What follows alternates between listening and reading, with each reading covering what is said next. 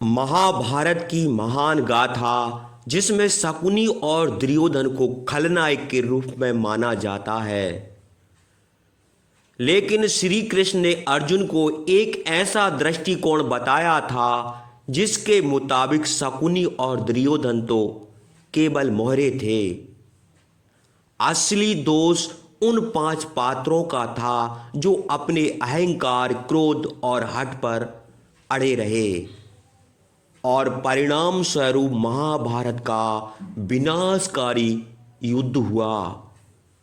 चलिए जानते हैं उन 5 पात्रों के बारे में जिन्हें इतिहास ने भले ही खलनायक नहीं माना, लेकिन महाभारत के इस विनाशकारी युद्ध के पीछे सबसे बड़ी भूमिका उन्हीं की थी। एक राजा द्रुपद पांचाल का अभिमानी राजा द्रुपद, जिसकी रगों में प्रतिशोध था। उसकी सबसे गहरी जलन द्रोणाचार्य से थी। द्रुपद को आवश्यकता थी एक ऐसे पुत्र की जो द्रोणाचार्य का वध कर सके, लेकिन पुत्र न होने के कारण पुत्र प्राप्ति की तीव्र इच्छा में उसने ऋषियों से जबरन यज्ञ करवाया। यज्ञ सफल रहा, परंतु जब ऋषियों ने कहा कि तुम्हें एक पुत्री भी प्राप्त होगी तो वह क्रोधित हो उठा। उसे पुत्री नहीं चाहिए थी। क्रोध में आकर उसने अपनी पुत्री यानी द्रौपदी के भाग में सुख नहीं, केवल दुख और अत्याचार मांगे। एक ऐसा भाग जो द्रौपदी को अपमान, पीड़ा और प्रतिशोध की आग में झोंक दे। और उसी भाग ने महाभारत जैसे विनाशकारी युद्ध के बीजारोपण का कार्य किया। 2 भीष्म पितामह, गंगा पुत्र भीष्म, जिन्हें प्रतिज्ञा का प्रतीक माना जाता है, लेकिन उन्होंने अपने पिता की इच्छा के विरुद्ध आजीवन ब्रह्मचर्य का संकल्प लिया ताकि उनके पिता दूसरी शादी कर सकें। यह संकल्प केवल त्याग नहीं था, बल्कि आगे चलकर महाभारत की राजनीति को मौन स्वीकृति देने वाला केंद्र बिंदु माना गया। जब गांधारी का विवाह धृतराष्ट्र से तय होना था तो राजा सुबल यानी गांधारी के पिता इस रिश्ते से नाराज थे, लेकिन भीष्म ने कुरुवंश का झूठा अभिमान दिखाते हुए पूरी सेना लेकर स्वयं गांधारी को लेने गए ताकि राजा सुबल वश इस रिश्ते का विरोध ना कर सके।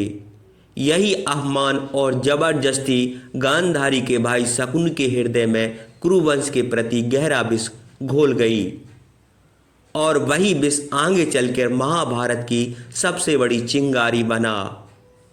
फिर आया वो काला दिन जब सभा में द्रौपदी का चीरहरण हो रहा था और धर्म, मर्यादा, न्याय सब कुछ शर्मसार हो रहा था, लेकिन भीष्म मौन थे। वे सभा में सबसे बड़े, सबसे शक्तिशाली और सबसे वृद्ध थे, फिर भी उन्होंने कुछ नहीं कहा। उनका यह मौन युद्ध की घोषणा से कम नहीं था। उनका जीवन प्रतिज्ञाओं से भरा था, लेकिन उन प्रतिज्ञाओं की कीमत थी एक ऐसा युद्ध जिसमें पूरा कुरुवंश विनाश की भेंट चढ़ गया।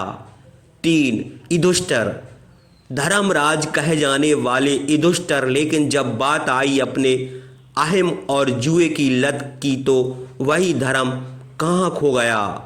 हस्तिनापुर की सभा में बैठा युधिष्ठिर जुए की बाजी खेलने लगा और एक एक करके सब कुछ हारता गया। पहले अपना धन, फिर अपना राज्य, फिर अपने भाई और अंत में अपनी पत्नी द्रौपदी को दांव पर लगा दिया। जिसने जीवन भर धर्म की बातें की उसी ने धर्म की सीमाएं लांघ दी, सिर्फ इसलिए कि वह स्वयं को धर्म का रक्षक समझने के घमंड में था। द्रौपदी का वस्त्रहरण हुआ, लेकिन युधिष्ठिर मौन रहा क्योंकि उसके लिए दाव का नियम धर्म से भी बड़ा हो गया था।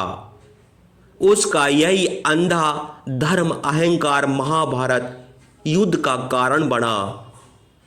4 दानवीर कर्ण, एक महान धनुर्धर, एक दानी वीर, लेकिन साथ ही एक ऐसा पात्र जिसने अपने स्वाभिमान को अहंकार में बदल लिया।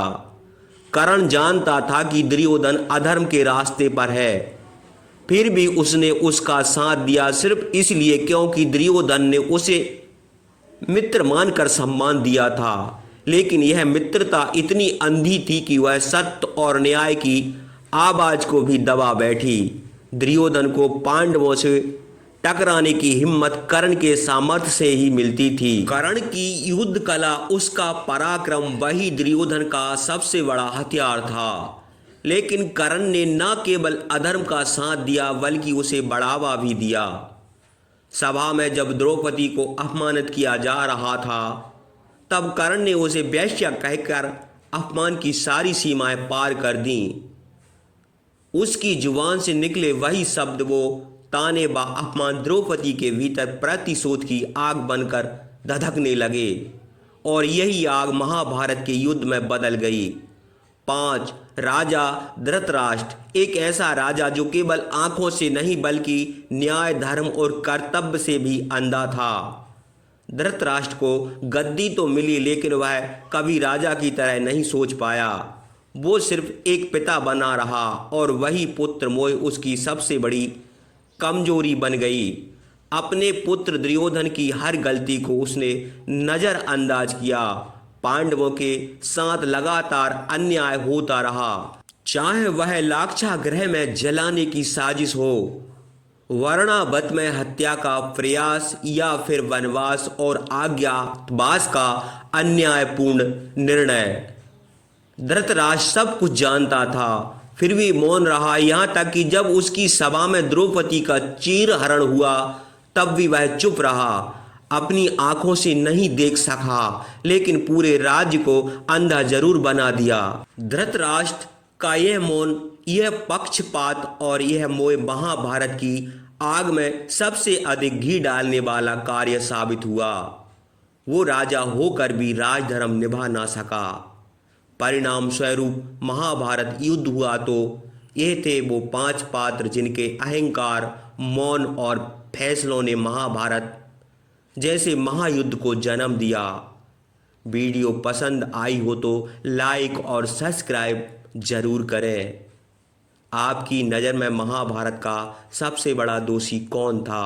कमेंट करके हमें बताएं। जय श्री कृष्ण।